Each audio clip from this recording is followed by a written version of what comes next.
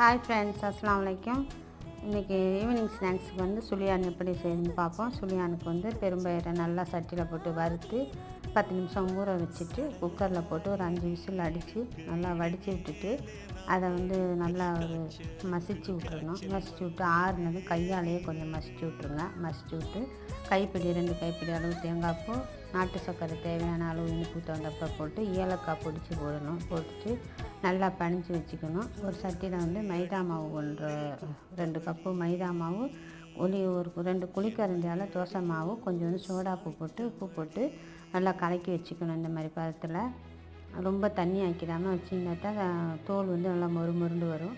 இப்போ வந்து அந்த உருண்டையை உருட்டி இந்த மாவில் முக்கி எண்ணெய் சட்டி சூடாகுனது அதில் போட்டிங்கன்னா ஃப்ரெண்ட் அண்ட் பேக் திருப்பி போட்டிங்கன்னா நல்லா பொன்னிறமாக வந்துடும். எடுத்து நல்லா சுவைத்து சாப்பிடுங்க.